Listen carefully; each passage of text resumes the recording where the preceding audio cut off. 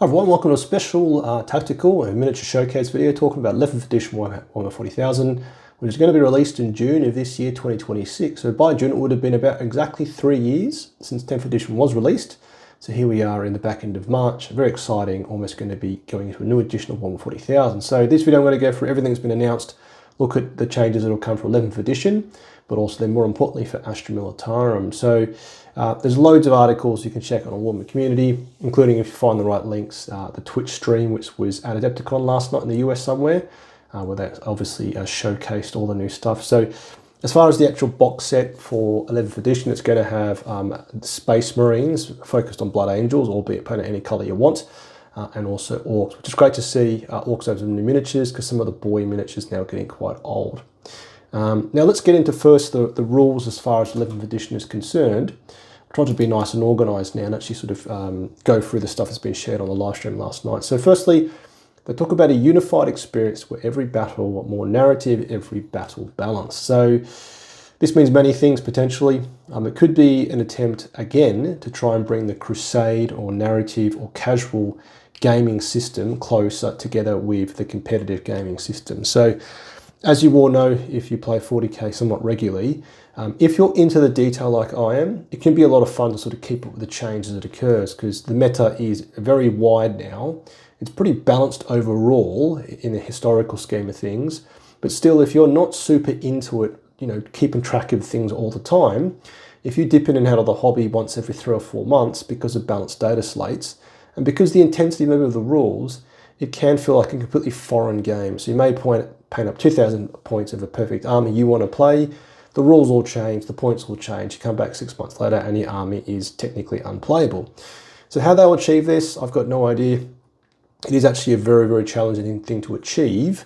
And being super skeptical, having seen them try to do it in 9th and in 10th edition, I don't think they'll ever be able to achieve this really, because the tournament scene is so intensive from a focus perspective, because there's so much data coming out of it. And because in the tournaments, people try and break things and play like super unbreakable lists that can't be defeated, unless GW is focusing on that to fix it, it's just going to make the overall game quite toxic. And that may obviously impact the casual scene. So if you've got a list which has got these broken units just by coincidence, and they will get nerfed to hell, then it's quite tough for you to play from a casual scene. So how they do this, we'll have to see. But I think this is probably more pointing to the fact that the way they're going to make the main game is probably more immersive as some of the stuff we're going to come to. So next, they speak about the codexes will be carried across. So this is nothing new. They did the same thing they did the same thing in 9th to 10th, or there have been editions where basically all the codexes were deleted, and then you had to just rely on indexes, which were just basically pretty sort of like, not vanilla, but just like one detachment rule, for example. So I'm pretty sure this happened when we went from 8th to 9th, maybe even 7th to 8th, I can't remember. But this isn't nothing new for them, they've done this before, but it does mean that, you know, largely speaking, as we move across into 11th edition, things like toughness, movement, saves, like the core mechanics of 40k probably won't change. But as we'll see, there will be a lot of adjustments to a lot of the stuff that sort of make the actual game sort of come to life. So this again is pointing to the fact that we can expect stratagems to work, enhancements to work, you know, the units to all be sort of still be able to used. And as I said, the core things like movement, toughness, strength, weapon skill, that type of thing. We're not going to see maybe like initiative, which was a thing back in older editions, come into it potentially. So this does point to the fact that overall the models and the data sheets you're used to reading will be carried across into 11th edition. That being said, there's going to be 70 new detachments, which is actually, when you think about it, that's not that as crazy as it sounds, because we've got loads of different armies now. There's like you probably count them somewhere, but there's probably 30 armies actually. Well, you know, factions as in Drukhari, Eldar, Astra Militarum, you know, Black Templars, that type of thing. So this may be 2 or 3 detachments each. You know, when you actually think about it, if Guard got 2 or 3 more detachments, we'd be sitting at now, how many? Gosh, we've got 6 now. You suddenly get at 8 or 9, so it is becoming quite a lot. But then as we see more stuff they've announced, is that actually probably will be needed, because they're going to make even more changes, or make a change to the way you build an army list. So 70 new detachments are coming, which is great to see. Now, I don't know what this point was about, but this gets into, I think, one of the other points, but they then say, okay, so this is, oh no, this reminds me now. So every battle is a story. The point here is that the secondary objectives that we currently use sounds like they're going to disappear. So this is how I interpret it, because they did say that depending on the two armies that come together, that determines the type of things you need to achieve. So the best example, if someone's playing Drukhari or World Eaters, they have to just kill loads of stuff. But if you've got a different army, I don't know what it could be, maybe Astra Militarum is a good example, they just have to hold the line, maybe have presence on the tabletop, they would score points for that. So they did call out in the live stream and some of the other articles that they're going to go back to faction-specific objectives or secondary objectives. Now this was a thing in 9th edition, and that's where Astra Militarum had, like every army had 3, and Astra Militarum's was basically one called Boots on the Ground, which is have models, have units in table quarters, score points for that. And there were 2 others, which I can't remember the name, but one of them was to do with orders. And the thing is that was relatively simple to play to, but also meant that some armies, it was just easy money. So definitely for Guard, it felt in 9th edition that the secondaries which came in, the faction-specific ones, were really good for Guard, like actually super easy, versus some other armies had ones that were relatively challenging. So I'd say that this potentially is going to obviously be very interesting. I think the current mission deck with all the cards you pull out 2 per turn and have to do things, is potentially, I really enjoy that. I think it's a cool way to play, that you might pull, no prisoners, then you've got to do engage all fronts, you've got to do sabotage, next time you've got to do area denial, you've got to do establish locus. I think it's quite fun, but that could be pointing to what they said in the first slide, which is maybe to make the games a bit simpler through less like actual mission or game rules, to make it more inviting for people who aren't as focused competitively. So that's the point here, is that they're going to go back to essentially faction-specific secondary objectives, which was a thing in 9th edition. So this isn't new.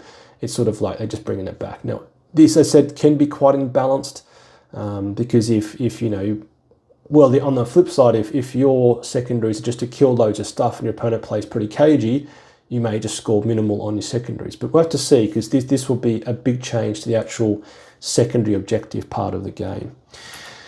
Detachment systems. So this is the point that links to the 70 detachments, is that they're going back to, again, the ability. So at the moment, you obviously take 1 detachment, yeah, and then you build your units within that detachment. They'll benefit from the same thing. This is kind of going back to previous editions, and I can't give you the specific details because it's been a bit of time now. But in previous editions, you had multiple detachments. Now that often gave you CP. So in I think it was 8th edition or 9th edition, one of those. I think it was 8th actually, or the beginning of 9th, where if you had more detachments, it gave you more CP. CP was determined at the beginning of the game. It wasn't every command phase like it is now. But this is going to allow you to take an army which has got multiple detachments in it, which may have specific rules for each of those allocations of points. So you may take, again, they've got the example here, if you take a detachment which has got Tomatoes 1,000 points and Bites have got 1,000 points, they'll each have their own specific rules via stratagems, enhancements, and a detachment rule, which makes it feel like it's more of like little independent parts of your army actually working specifically differently. Now this is going to be super exciting, because you can imagine for Guard, if you had a tank platoon of a tank commander with 3 minimized battle tanks, and you had an infantry platoon, and they have specific rules, that is feeling quite thematic. Maybe again, you don't know what it's going to be, but if the tank rules obviously benefit those vehicles, but then you had infantry rules which specifically buff the infantry models, again, it's bringing some more flavour to the game, where currently Grizzled Company, obviously everything gets an additional order from an officer. An officer can give an additional order and you get raw stats. So that's great, it's nice and simplified, but it's something to lose some of the flavour, which definitely, if you look back over the course of many editions of Warhammer 40,000, certainly, compared to even to say 2nd or 3rd, which was a long time ago now, Warhammer feels less flavourful in a sense. So this is potentially trying to bring it back to more of a flavour, because to be honest, I've found 40k a bit bland recently. Not from a play perspective, I still really enjoy the game, but when they release something new, I'm like, whatever, it's just like whatever. And I think it could be testament to the fact that you know, all the new stuff they've released for Guard at the moment, if you were to pick it up today, okay, it's going to be new models, it's going to have new rules, depending what the points are like, if it's any good, but then it's going to be given an extra order by an officer, give an extra order, and it gets real once to hit from Gizzard Company. Great, okay, so this is going back to the older days where you're going to have army lists made up of several detachments. This is then a potential for challenge is the fact that if you've got, say, 3 detachments in your list, that's 3 separate sets of rules potentially for 3 detachments. Now, if each detachment has got stratagems, that basically is expanding what you need to know. So if you've been playing for a while, there was a time when like you just had tons of stratagems. Now you've got 6 per detachment. So if they go to having multiple detachments and army lists with multiple stratagems, that's more for you to remember. And then if you're playing seriously, competitively, it's more for you to know about what your opponent can have. So it is potentially the potential for rules bloat to come back to 40k, but you know, you've got to take it as it comes. And now this for me is a bit like, whatever. So no more circles for objectives. Okay, so you're going to move to bits of terrain. So if this is what they're talking about, this is pretty, for me, like silly because, okay, currently it's circles are objectives. They're going to say now objectives are going to be pieces of terrain. So this example, ironically, is pretty poor. I would have preferred if, like personally, if they put like an actual terrain set. But you know, this really means just going to chuck all your circle secondaries in the bin. I'm going to wait till 12th edition, and they're going to have to go buy all these bits of pre-cut, whatever it is. Now, I imagine for the tournament scene, they're probably just going to print out like rectangles and make them a certain color. But this for me is a bit of a nothing one. You're just going to hold a piece of terrain. Like, okay, fine. But I mean, when you look at this thing here, like what determines where you move, like, so there'll obviously be rules to get into this, but this for me feels like more of a nothing one because, okay, fine, you've got to hold now, whatever that's meant to be, versus a circle, but okay, cool. Now, this was someone else I got in a random group chat, is I think it's one of the combat patrols. This was in there. So is this are they starting already to think about this? Is that maybe these are terrain objective markers, just random bits of cardboard? And I mean, like, yeah, I'm pretty whatever about this one. You could make it a rectangle, a circle, a triangle. You still got to put models on it. It could jank a bit in as opposed to model placement. That's obviously important.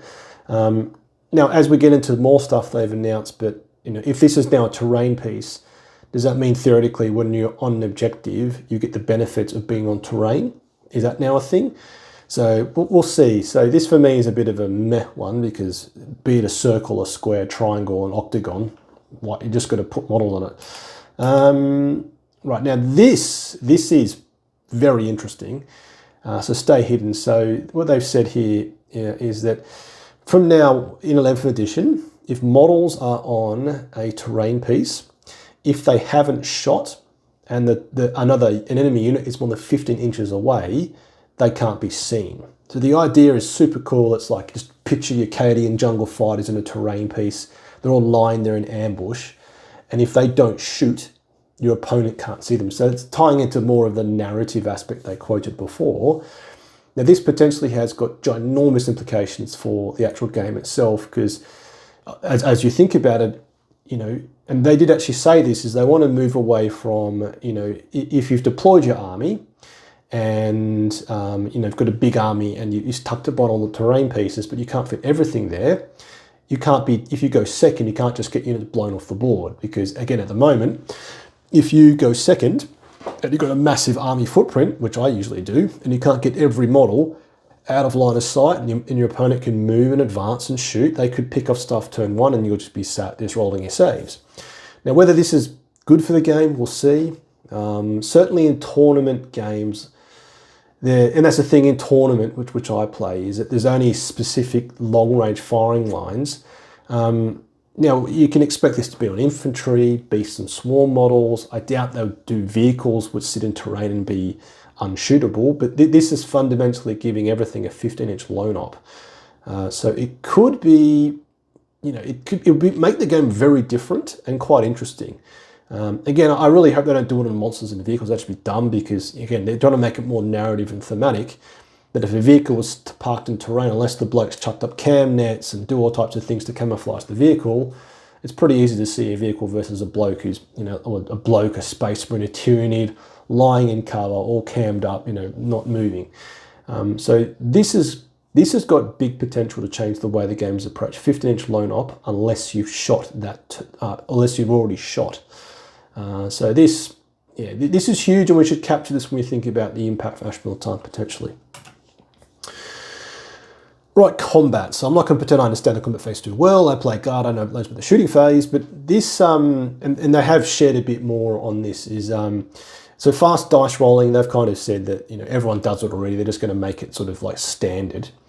Now, when it comes to combat activation and pile-in, again, I'm not a combat connoisseur, so I can't tell you everything they do. But the key thing they did say was that every unit will pile in, and then every unit consolidates. So I don't actually know if it's different how it's played now. And if you're a combat connoisseur, tell me. But it's almost like you do your charge, you do all your charges, you do all your pile-ins at once, and then do all of your consolidations after you've done the fighting. So as I understand it, that'll manipulate some of the finesse out of being able to be a combat connoisseur. Again, I'm pretending to understand this, but for the really stronger players who can manipulate movement, move things around, like go after specific plays, that'll be removed. Now, something else they did speak about is the concept of fight first will kind of not work anymore. Again, I don't understand fight first that well. Every time it's explained to me, I just nod along and I'm like, oh, Gaunt's Ghost got it. I'm like, that's all I know.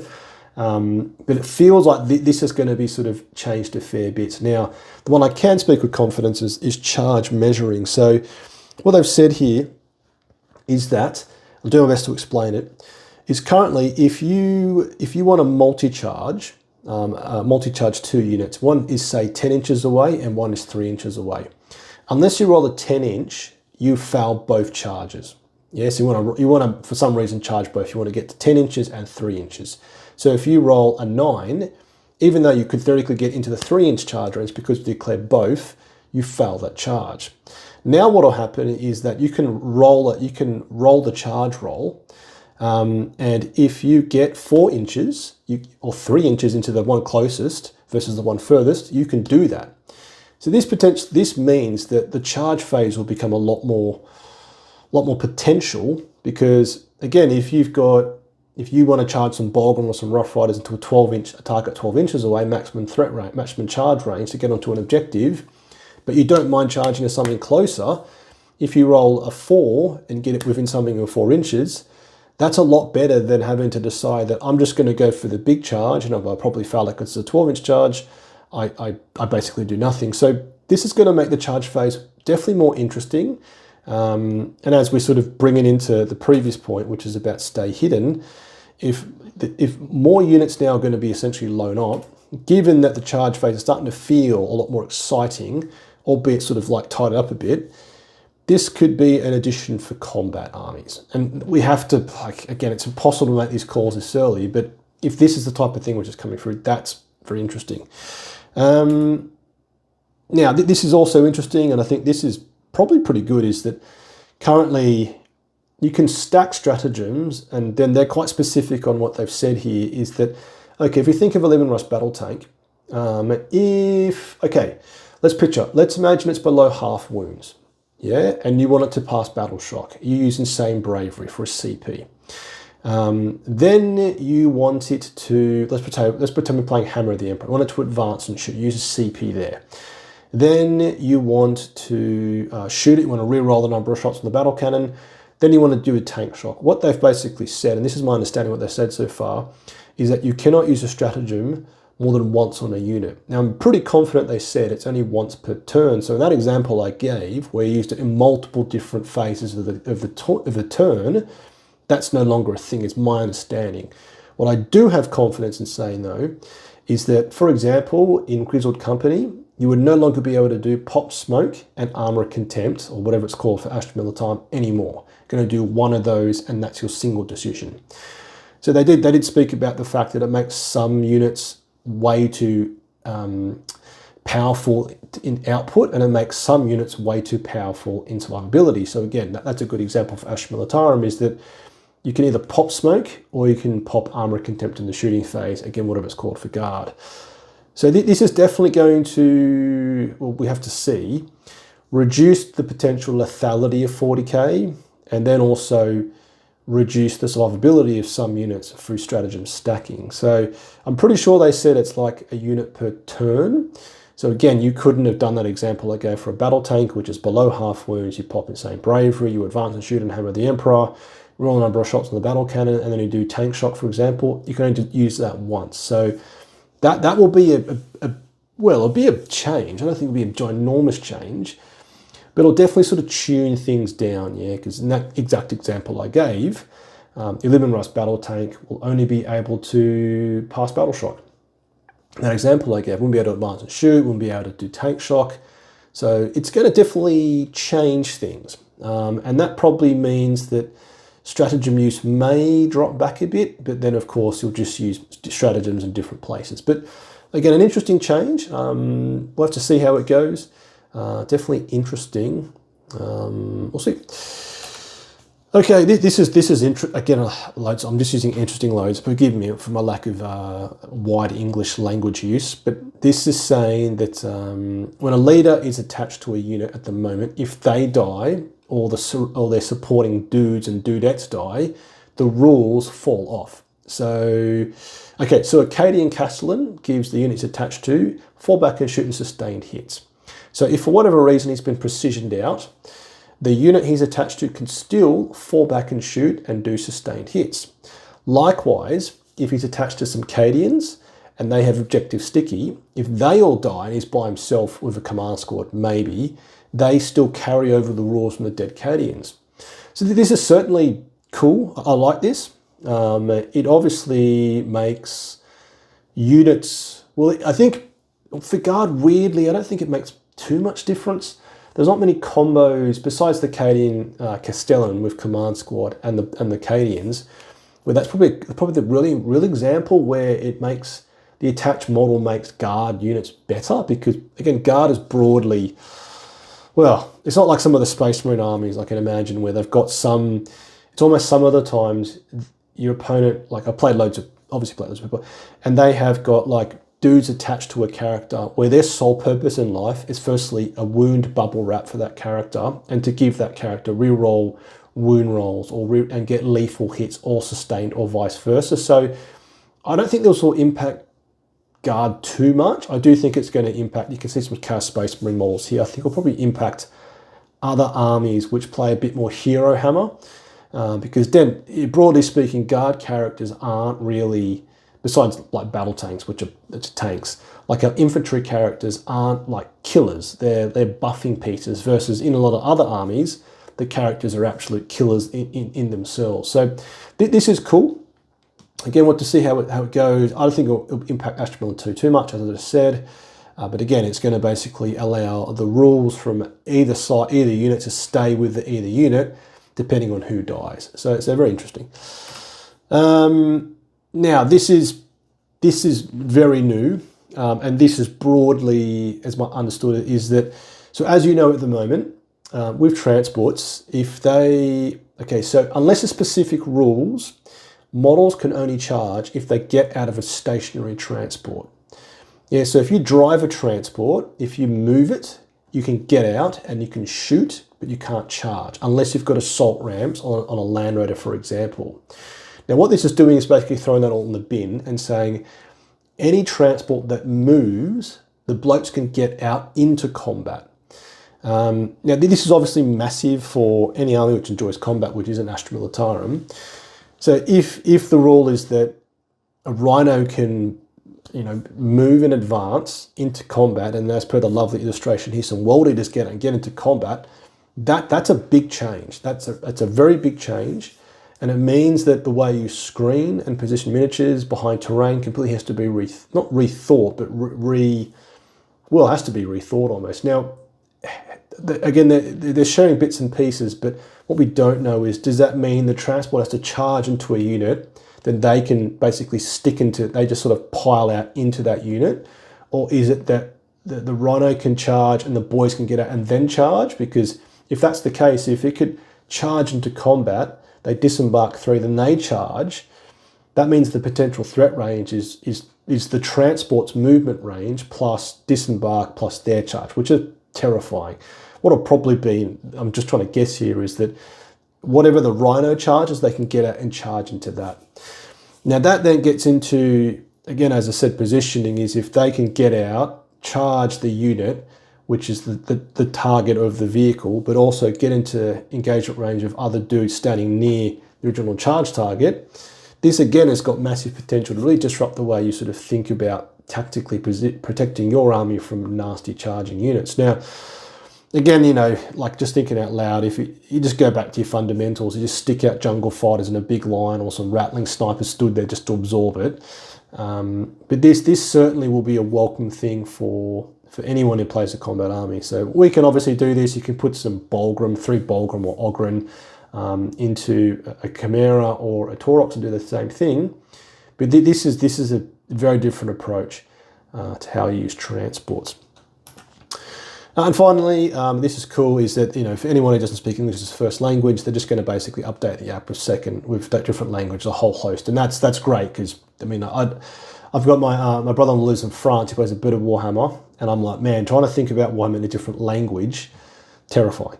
They've also said that the app will be not only supporting different languages, but also be able to be used from a scoring perspective. So, you know, currently I personally use Tabletop Battle app, which is really good. And then Warhammer's going to try and have their own version. So we'll see what's better. So that's all the rules they've shared so far. They're going to start leaking stuff because, you know, they're a business. They want everyone to buy loads of stuff. But, you know, obviously as we move towards June, they're going to want to try and convince everyone to buy a box set. I'm not going to buy a box set, no freaking way. I do not want Space Marines or Orcs. But hopefully they will release, and they definitely will, just like a rules packet, so you can get into playing the new game quite quickly, as opposed to having to buy a big expensive box, which would be easy, probably close to £200 now with inflation. Right, all that aside, hopefully interesting to sort of go through that if you haven't seen that type of thing before, but let's now look at the very exciting stuff about all the new miniatures. So this article, let me get a look. Okay, that's the article. Come back to that. Okay, here it is. So this article then goes through all the new stuff. So there's a host of new stuff coming. You can imagine their model team has been busy working away. Then they've got to work with the factories to get all this stuff produced on time. So, you know, it's definitely a good time to be playing Warhammer. They're really starting to, they're really focusing on 40k, but obviously 40k is the biggest format they produce as a business. And we, as Astra Militarum commanders, are getting a lot of love recently. So, we all know Commissar Yarrick is due soon. Very thematic looking miniature. This is the 3rd iteration of this guy. Originally had the metal claw guy like that, which I've still got when I bought him as a little kid, all the years, like 20 odd years ago when I lived in Sydney, Australia. And then he had a resin miniature which disappeared, and now Yarrick is back. So, you know, what can we expect from his rules? We'll have to see. We're going to probably think it would definitely, I reckon it's going to be an AP3 power claw, a storm bolter, probably with a bit of AP, and then a lad's pistol, which we'll never use. And then Bale, I might be like a close combat weapon. What will be super cool to see is what his Commissar rules will be. I definitely think the current Commissar rules, having read them properly, are pretty trash, because it's almost like if a unit fails battle shock in the current rules, is that given you score prime at the beginning of the turn in the command phase, given the current wording, which I can't read off the top of my head, is that the current Commissar rule actually isn't that good if you want to hold objectives. So what they do with, you know, Yarrick, we'll have to see, but he looks badass. Will I buy the miniature? I don't know. I might just get my old metal one with the actual, it's got the big flagpole at the back, which is comical. I actually got like an original flag for him and just put him on a bigger base, because my wallet only goes so far. But he looks freaking badass, so cool to see. Now, what is a total surprise, I'm like, what the hell is this, is that this Power Fist was part of their rumour mill. Is you've got a new Commissar now called Commissar Graves. So she's riding into combat in a glorious chariot, which is also spoken about later. But I don't know how, this is a bit weird, man. Like, this looks Mad Max to me. They've got I think they're Tempesta Scions on the back, they say about the article, which is super cool. And that then makes us think about, is there potential for the Tempesta Scion kit to be updated? Because the Tempesta Scion kit now is actually super old. I think it's a 2010 kit, which is, man, 16 years old now. I hope they don't, because I've got loads of Scions.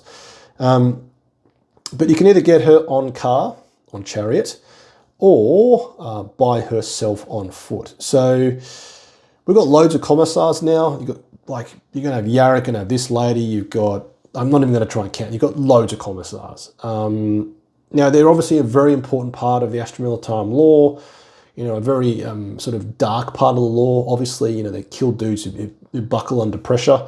Now, what they do with her rules versus Yarek's versus the others, I don't know. Because I think it's quite tough for commissars, because they're obviously draconian disciplinarians. They can shoot people if they fail battle shock. Okay, fine, but then how do you make her unique versus a normal commissar versus Yarek? Like, what are those rule flavors are going to add? And what on earth will they give for this thing? So, you know, you can see this big car's got some stubbers. Okay, fantastic. And it's going to have like it can be a Gatling cannon, maybe a battle cannon in a weird spot.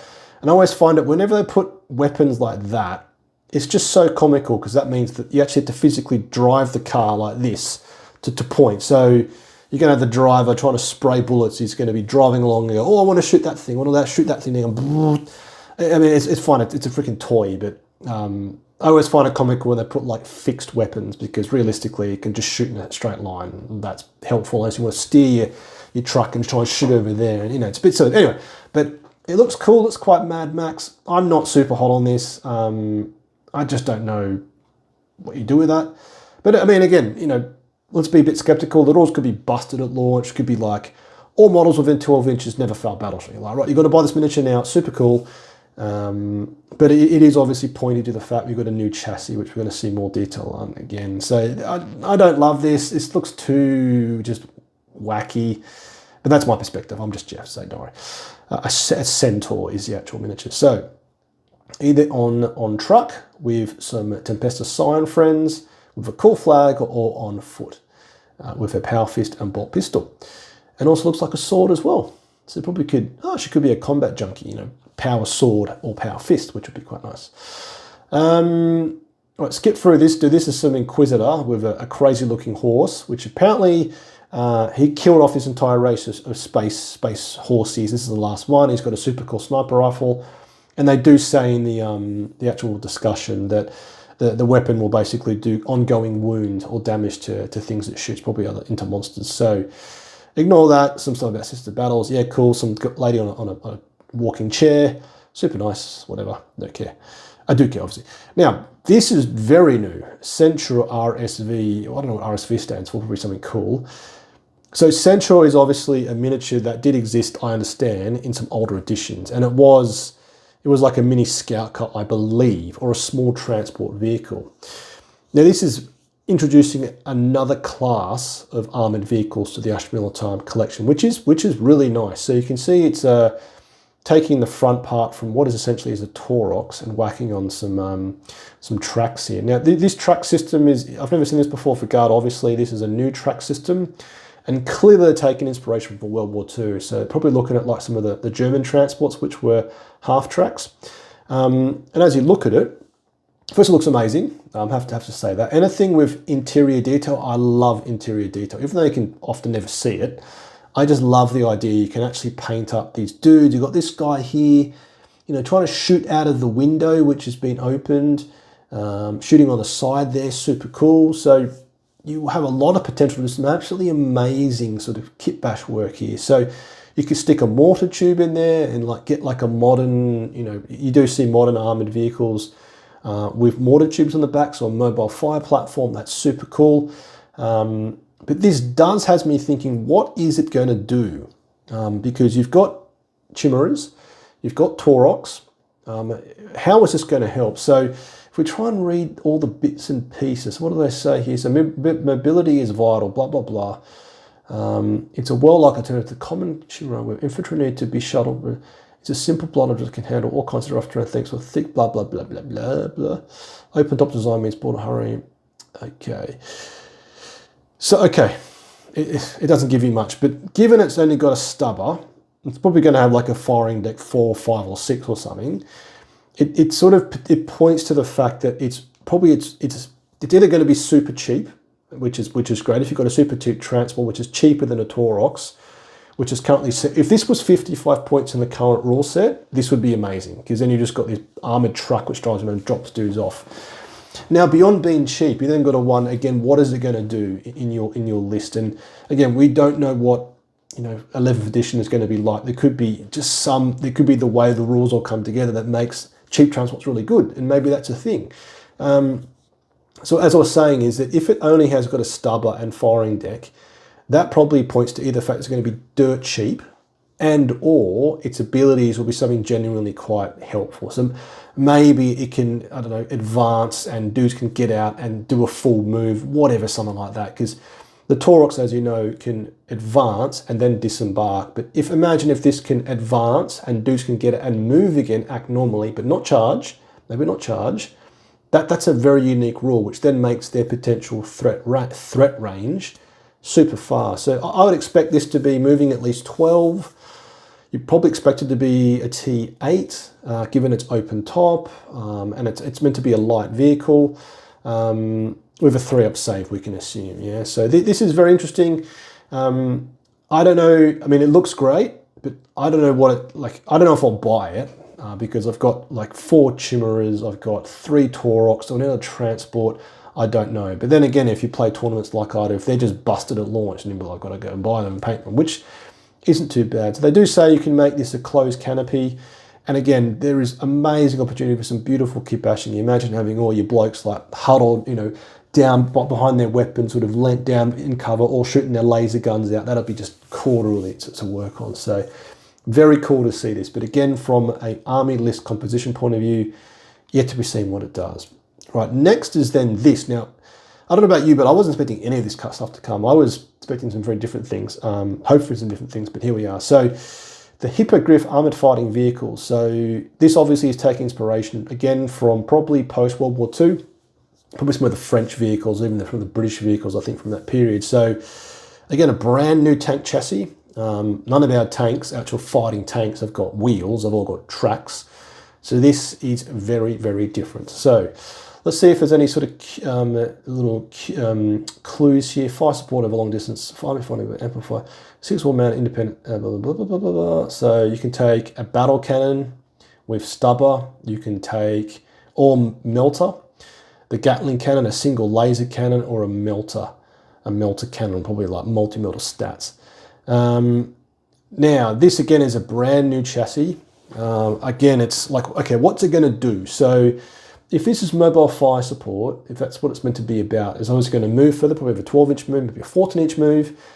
Maybe it can advance or shoot. Maybe it can scout.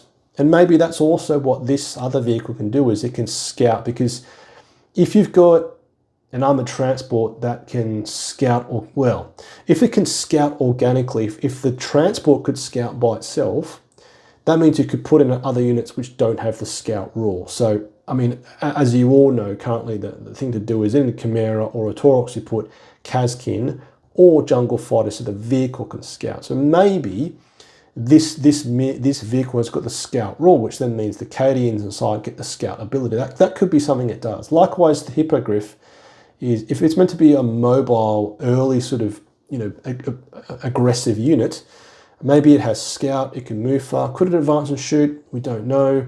But I'm guessing here it's going to be probably like a Taurox, because, I mean, these type of things in reality are pretty lightly armoured, because they're to me about speed. So we can imagine to get a 3-up save, a T8, 10 wounds, 12-inch move, 14-inch move. But given it's only got essentially, one main weapon and a stubber or a melter, its actual role in your list is not really damage dealing. It's going to be sort of just early game skirmish.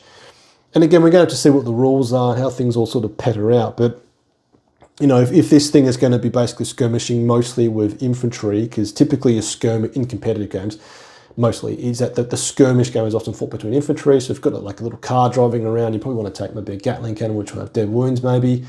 And we've got to wonder if you can actually shoot his pistol at the top, because that's pretty cool. So again, I was not expecting this at all. I don't know how I feel about it. Again, like these vehicles, I'm kind of like, no, they look cool, but do I need them? Of course you need them because you want to buy more miniatures, but to have to see. So this means we now have got, as I said, 3 chassis of tanks. You've got a Hippogriff, you've got a Leman Russ, you've got a Rogel Dawn, and I can't forget a Baneblade. So you now have got like the full spectrum of the lightest armors vehicles to the freaking castles, bastions, which are Baneblades. So again, we have got it pretty good now in Warhammer. You've got the full, for Guard, the full plethora of armoured fighting vehicles. Everything from the smallest through to the biggest. So then they basically bang on about, now this is interesting, is that I believe these supplementary rulebooks will be made available before 11th edition in June. So they must be releasing soon then.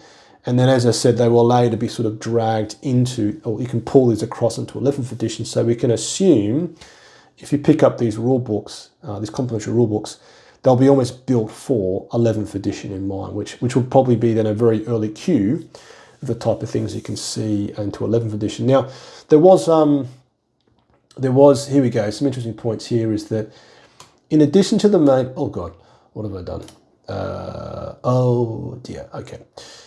Here we go. In addition to the main book that covers the story of Armageddon, blah, blah, blah, you get a booklet of 6 new vehicle-focused attachments, 2 for Guard, Orcs, and Space Marines, and the Armoured Gauntlet book. So in here you're going to get, it's saying obviously 2 for Guard, 2 for Orcs, 2 for Space Marines, and then I believe Armoured Gauntlet is a new way to play. So what's super interesting here, this rules supplement encourages players to field as many tanks, monsters, and war machines as possible, with the largest enjoying newfound durability through damaged tables and powerful upgrades. So I latched onto this point recently, is damaged tables is, if you're a veteran of 40k, was a thing many editions ago. It was like, I think it first appeared in 2nd edition. I don't know when it disappeared, but this was the concept that vehicles had a specific way of allocating damage to them, where it was almost in a place where a lot of vehicles were almost, if you had a las gun, you couldn't damage your vehicle at all, which actually is realistic. But then if the vehicle was hit by certain weapons, if they rolled a 6, it did something to them. And it was almost like, unless your opponent rolled like really high, then really high again on the damage table, the vehicle could still operate. So there could be things like glancing hit, where I believe, making this up, I think it's about right, is that the crew was shooken because the rounds bounced off the cupola and it's like bing and it's super loud, so they -1 to hit. Or it could be impacting their movement, accuracy is discussed.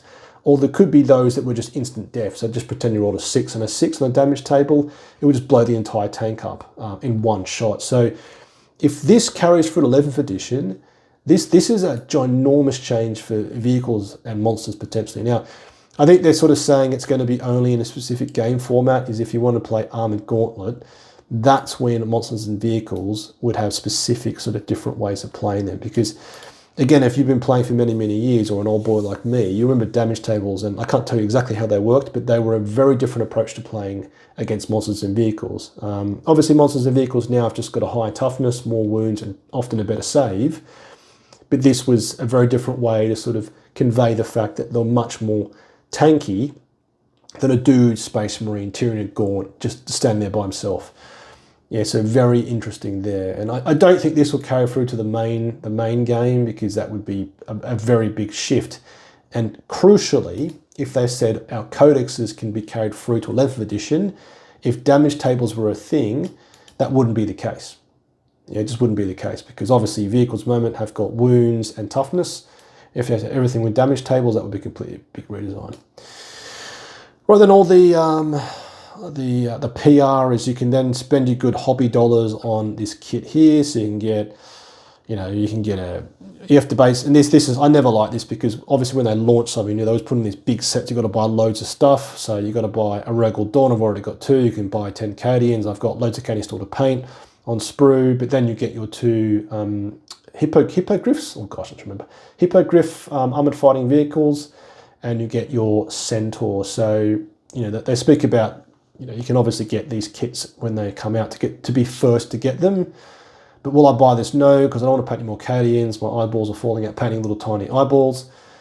Another rogue one could be helpful. And it obviously depends how good their rules are, because I've got loads of transports as they are. So, they've then got the other kits which you can buy. Interesting with these other kits, they don't actually have any new miniatures. So this is the Sisters of Battle. All the miniatures here, I believe, you can buy already. And then likewise with Death Watch. It's the newer kit with Death Watch, which look cool. And I think also the Orc one, it's nothing new. So yeah, it's only like the Guard one is the really, really new stuff. But would I spend money on this, trying to get access to those? Personally, no, because I've got way too miniatures as it is. So I think that's everything in there. The final thing from a model perspective is, again, something I was not expecting at all, is Kill Team. So Kill Team is obviously a separate game format, but they have recently, in the last few years, released new models for multiple armies, specifically in Kill Team, but then can be used in Astra Militarum. So the best example, obviously, is the Death Corps of Krieg. The actual battle line dudes you originally could buy, they're still branded as Kill Team. And then there was Tempestus Aquilans, there also is the Rattling Snipers, which look really cool. And now they've basically put out more new Guard stuff in a Kill Team box. So the new Kill Team dudes is, and this is getting into a new format they're doing for Kill Team, where you can bring monsters. So the box will basically be a big monster, the Red Terror, which is a genuinely terrifying looking miniature. Like, that thing looks freaking horrible, man. Imagine that thing popping out of the freaking wall and just eating one of your mates. It's terrifying. So you get him, plus you get some of his little friends, whatever these little monsters are. But then you get some new Cadians. So you get some new Cadians, you get some veterans. So some veteran Cadians. So veterans were a thing in 8th edition, and I think also in 9th, but then they were legend. And they never had specific miniatures, I believe. Definitely not in 8th or 9th, maybe in some prior editions, but now you've got specific miniatures for them, which then makes you assume there'll be a veteran data sheet for actual Warhammer. So like anything they're releasing, let's be fair to GW, the model quality is getting freaking awesome. Like these guys and girls look absolutely badass. So they've got camo cloaks with standard sort of equipment, and they do actually say in here that they're lesser armored. Veterans, blah, blah, blah. They actually say in the commentary that they're not as well armored. So if they're only a 6-up save, but they've got inbuilt stealth, for example, someone like that, that's quite a different rule set to be playing. Now, as you look through all the miniatures here, you're going to have the standard sort of malarkey here. You got the boss man, a special weapon shooter, a sniper with a really interesting looking las gun. That's essentially just a las gun with a longer barrel and a massive scope. But that's fine. Heavy stubber, cool, looking really cool. That's very modern looking, because I was in the army many years ago, like over a decade ago, and that's looking a lot like a M60 or whatever it is. The bipod's a bit too big, but whatever, and the massive drum magazine, but super cool. So you're going to have a special weapon, a sniper, a stubber, which is cool. Like 2 normal dudes as a medkit man, which is super cool. And then crucially, a rocket man and loader.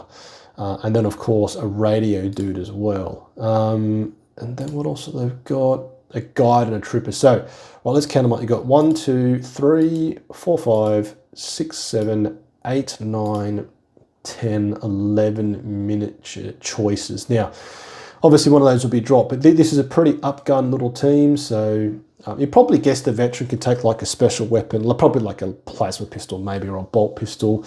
But if you've got, let's assume a plasma pistol, a plasma gun. You've then got a sniper rifle, heavy stubber, and a missile launcher, and a medic. That's a lot of firepower. Now, again, we don't know what their rules are going to be. They may be infiltrate, they might have scout. Will they hit on 3s? We assume so, they're veterans. But then I think the thing is just like when I saw Kazkin first released all those years ago, it's always the question of how are they going to be different to Scions, who are elite drop troopers, Kazkin, who are Cadian elite. Now you've got these veterans. What's going to make them different? Because, and again, you never know. I mean, they have said that the rules from our current codex we dragged into 11th. Then there'll be 11th edition codex where everything will be rewritten for all of the data sheets. But yeah, I mean, at the moment you've got Scions, which is Deep Strike. Their output's super respectable. Kazkin are a fantastic unit. They're just all round decent with 2 plasma, 2 melter, a melter mine. And then if you bring these guys along as well, when they've got a heavy weapon, they've got a stubber, and they've got a plasma gun and a sniper rifle, what's going to make him truly different to Kazkin? Obviously, there'll be stuff that comes through. But this is always the type of thing, like, I think they look really good. And again, you have to be honest, the miniature quality now is getting very, very good. Like, this is looking really, really fantastic. All this lovely detail with the inbuilt shoulder knee pads, which is a sort of nod to modern sort of military uniforms. You've got the web assembly with all the weaponry and all the bits and gubbins attached to them. Then they've got like camo cloaks as well with their, also, which makes them quite elite, is this, just like the Kazkin have and the Tempestus Scions, the camera, which I'm guessing the head office boffins can watch as these blokes go around killing things. So a really cool looking kit as always. But then it does have me questioning is what's going to make them special or different compared to Kazkin or Tempestus Scions. Now, flipping this into a bit of a negative is, like Catachin now have got by far the oldest kit, obviously. The plastic miniatures that we have are just they're over 20 years old. And we have had, random little updates like there was Sergeant Ripper Jackson. It's like a lady with a bionic leg, with a chainsaw on her back, she's holding a bolt gun, looks freaking awesome. I've got one of those. There was also the platoon commander with the power fist, meant to look like the dude from Predator. But this would have been the perfect chance to update Catachin. So I genuinely hoped that the Kill Team kit would be Jungle Fighters. Now, I know this is Armageddon. It's all meant to be about Armageddon, or everyone's fighting there. They probably don't want dudes with vests on fighting in Armageddon, but like, who cares? So, I'm a bit disappointed that Jungle Fighters haven't been updated, and actually randomly, and I actually bought these before I knew this was going to happen, as I actually went on eBay and bought a load of old metal ones. I got a Flamer and 2 laser gun guys, but I actually bought them randomly before I knew this was obviously going to happen. Because I do, you have to say the metal ones look cool. They look goofy, but and this is the thing is I think they've never replaced them because people still buy them like me. Like I've still bought plastic Jungle Fighters because, well, firstly they're a good unit, definitely in the current rules, and I actually think they don't look too bad, albeit they do look pretty goofy, I have to admit. So yeah, so look, very exciting. Change is good. Definitely, you can always flip it on its head different ways. I'm excited, but then also from a sort of player skill perspective, I'm not doing great at the moment, but it's like I'm going to play a GT in a couple of weeks. It's quite distracting though. It's like if you've got this brand new edition coming where everything's going to be different, and again, the overall mechanics won't change. You still roll dice, you roll tape measures, use stratagems, use command points. But definitely when you play tournaments and more competitive games, you need to rethink about things. Obviously, you still got to put stuff on objectives. You still got to sort of make sure you got fire, you got you don't split fire, you got all that type of thing. But it is a bit distracting, I have to say, albeit a good thing. So anyway, so hopefully this is helpful. It's a real roundup of everything. I know a lot of this stuff is available. Hopefully, as I put together, and how can I forget? Oh man, how can I forget? So, right. So when they spoke about Yarick coming to life, which was amazing, obviously there was a significant degree of hope that his favourite Steel Legion, Armageddon Steel Legion, would come back. Now, I think there was a fair bit of negativity in the community, and it's fascinating now. Where we're at from it, like just a life perspective. The internet can really influence actual decisions, obviously, with many, many different things. But they released this relatively flimsy, I would say, an announcement that Steel Legion actually is coming.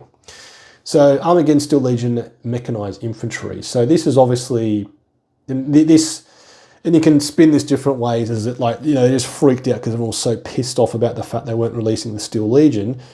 But if this is where they're at, you have to be pretty cautious on how quickly this is going to come here. Because if they haven't even started putting these things into draft molds to go to the factory produced, this is a long way away. But they are saying that Armageddon Steel Legion are going to have their own miniatures.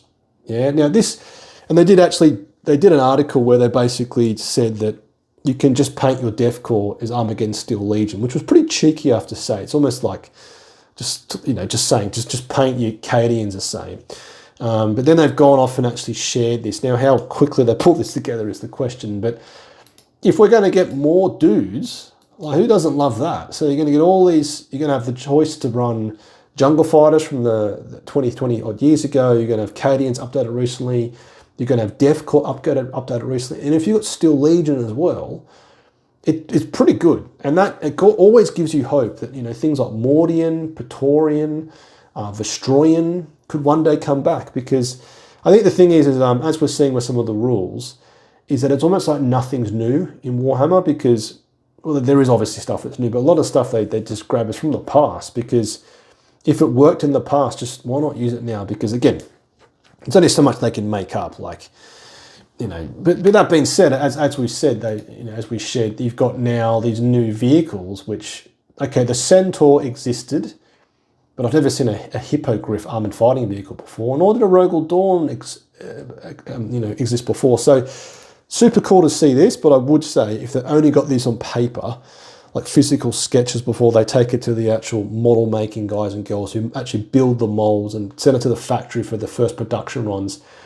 This probably is a codex thing, yeah. And I think it was said somewhere that this is probably a codex release. So, and that's the other thing is, having been through several edition changes now, is that it's almost a lottery when your codex comes first, yeah. Because Guard was relatively in the middle, I think, of 10th edition, but in 9th edition, the Guard Codex was one of the last ones to come out. We actually had 9 months of the Codex for Guard before we went to 10th edition when it basically didn't work anymore. The worst, however, was World Eaters. They were released, I think, in January of the year that 10th edition was released, which was released in circa June. So it's always a lottery when your Codex is released. And this is a thing, and this can get, again, quite negative, which they probably did a much better job of it in 10th edition, is that if your Codex came out later, I can't remember the last Codex release for 10th edition, is that there was definitely in 9th a point where, well, definitely in 9th for me, because I was still learning how to play Warhammer properly, is I was going to tournaments with an 8th edition Codex, and it literally was like going to a Formula 1 game, Formula 1 track with a go-kart, and everyone else is in like a F1 car. Mainly because Jeff was crap, but also it was just so different, like where the power of the codexes were. But I do have pretty good confidence that, given how they managed 10th edition, is that, even if you don't have your codex or super late, they're going to give you like little like detachments through like a Grotmas thing, or as they've announced, they're going to put out 70 of those. So at least they can actually give you something to use before we've got the full codex. Yeah, but how could I forget? Steel Legion are going to get me miniatures. Will I buy them? It depends if I finish my pile of Shannon. I've got 5 Rough Riders here. I've got some Jungle Fighters. I've got like in the cupboard like 15 Cadians to paint still, which I bought at launch. We'll get there one day. So hopefully interesting, hopefully exciting. I'm sure he's excited. It's always cool to see change. Very interesting to see what's going to come for the game overall. A lot of new stuff for Guard. We can't complain. Disappointed there are no Jungle Fighters, because I do like Jungle Fighters. These guys look great. All the kits look amazing. So we have to see what it'll all bring. So what are you most excited about? What are you disappointed about? Where do you think it's going to go for Guard? And I think the thing is, with any of this type of thing, is you just can never pick what it's going to do to your army. Who would have thought, back before 10th was released, that, I don't know, at one point, at certain points, Mechanicus were just terrible, and have actually come back later in the edition, because definitely in 9th, they were terrifyingly good, then they dropped us. So who knows, Guard may suck in 11th edition, and you just got to live through it. But again, if we're going off the 10th edition win rates, broadly overall the meta's been in a pretty bloody good place, broadly speaking. Broadly speaking, yeah. I know now we've got Necrons blowing the doors off, but most armies have always been in contention to play a good game. Not in some of the older editions, where definitely Guard at one rate was, I think, at 38% win rate in 9th edition. This is the earlier days of 9th edition. Anyway, hopefully you enjoyed the video. Hopefully you can see I'm quite interested and excited about it. So if you enjoyed the video and want to support me, you can do so for a like, comment, or by subscribing. Joining my Patreon platoon, where you get a miniature assigned to you in the roll call. Also get access to my small but very active Discord. You can become a channel member as well through YouTube, and you likewise get access to my Discord as well. Or just leaving any comments, any likes, sharing with your friends, all the standard YouTube malarkey we know about you got to do to make YouTube creators like me get more visibility on the YouTube algorithm. So please do that. Super thanks to my subscribers, supporters out there. You always motivate me to make more content as a small YouTube creator. So keep your bayonet sharp, las gun oiled. Faith from the strong. Petrol Platoon, sound off.